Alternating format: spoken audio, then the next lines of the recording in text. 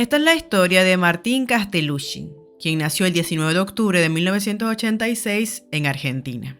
Hijo de Ana María y Óscar Castellucci. Tenía 3 hermanos, Mariano, Pablo y Laura. No hay casi información personal y lo único que se sabía era que Martín estaba haciendo el ciclo básico común para ingresar a la carrera de veterinaria en la Universidad de Buenos Aires.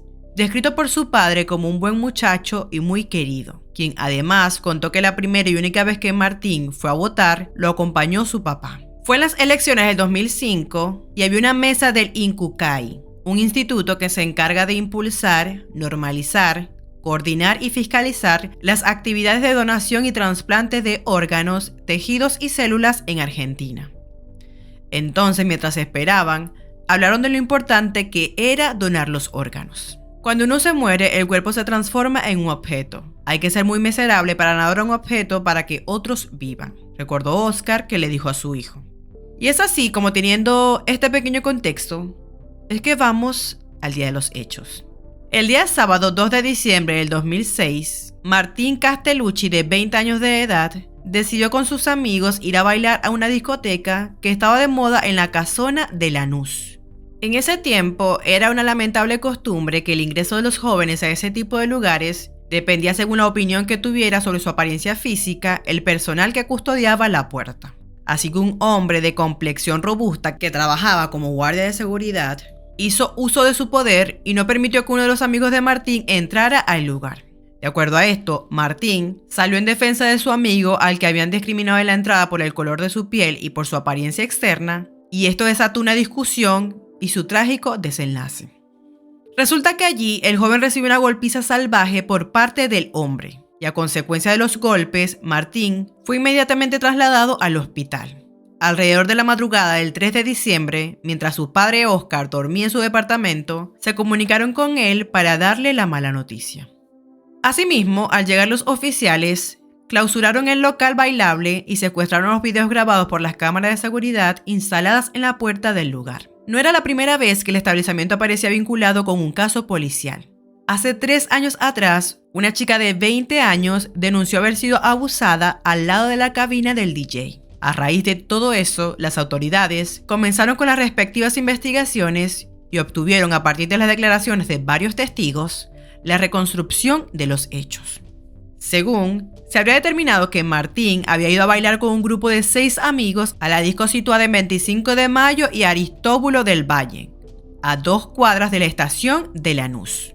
Como a uno de sus amigos no lo dejaron entrar porque no tenía documentos, aunque en otros medios dicen que era un acto de discriminación, lo cierto es que Martín se quedó en la puerta haciéndole compañía. Aparentemente, en ese momento se produjo una discusión entre Martín y uno de los guardias de seguridad, que le había ordenado que ingresara en el lugar o que se retirara de la puerta si no pensaba entrar, debido a que no podía quedarse en ese lugar.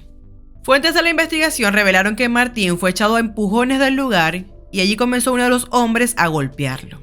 Los testigos coincidieron absolutamente en que hubo 2 golpes. El primero fue en la zona submentoniana, de abajo hacia arriba, que fue el que lo dejó inconsciente, y otro después, que lo hizo caer y golpear la cabeza contra la vereda. Después de caer al piso, Martín quedó tirado en la vereda sangrando e inconsciente. Así, lo encontraron los amigos, que lo llevaron al hospital, donde recibió las primeras atenciones.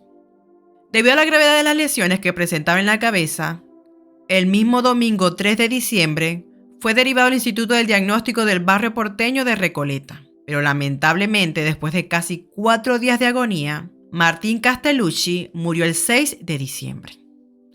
Martín se convirtió en ese momento en el tercer joven asesinado en lo que iba del año por un guardia de seguridad en la ciudad de Buenos Aires y en el conurbano bonaerense.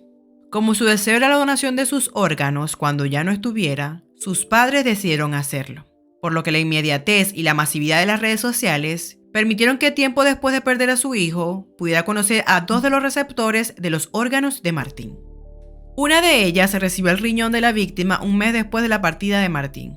Ella se contactó con Óscar y su mujer y fueron a verla al hospital donde estaba internada. Ella quería agradecerles, pero ellos no le pudieron decir nada. Solo le llevaron una foto de su hijo y se fueron, ya que eso había sido muy fuerte para ellos. El segundo receptor que los contactó por Facebook y recibió el hígado de Martín fue en el 2011, 5 años después del asesinato de su hijo.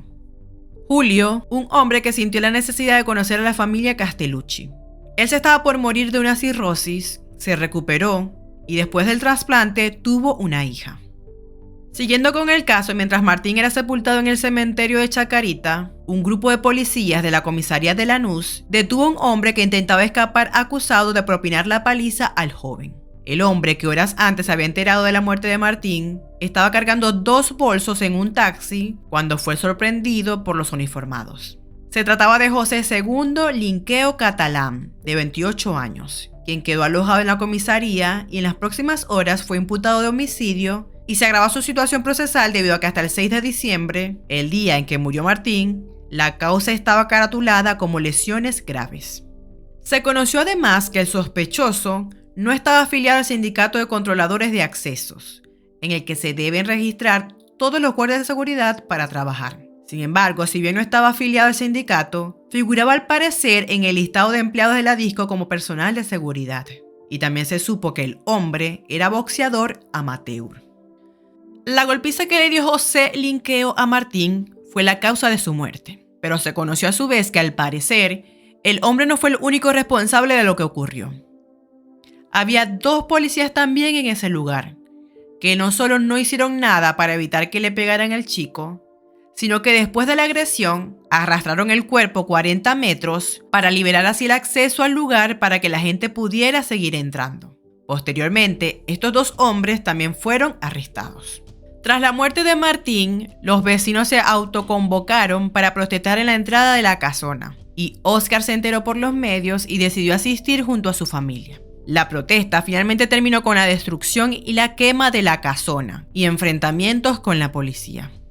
3 meses después de la muerte de su hijo, para marzo del 2007, Óscar Castellucci creó la asociación civil que lleva el nombre de Martín y que se dedica a luchar contra la discriminación, la violencia y por los derechos de los jóvenes. Desde allí, se dedicó, entre otras cosas, a batallar contra la violencia institucional. En el 2008, su trabajo desembocó en la sanción de la Ley 26.370, que regula la habilitación del personal que desempeña trabajo de control de admisión y permanencia de público en bares, discotecas y otros lugares de esparcimiento.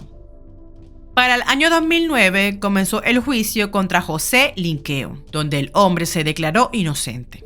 Durante las audiencias en sus alegatos, la querella remarcó que el hombre mintió en varias oportunidades, pero más mintió respecto a sus habilidades como boxeador, corroboradas en su testimonio por el dueño del gimnasio donde trabajaba. Las filmaciones también funcionaron como prueba clave para dar con el homicida y fueron presentadas durante el juicio. Eran cámaras rotativas que grababan cada 10 segundos.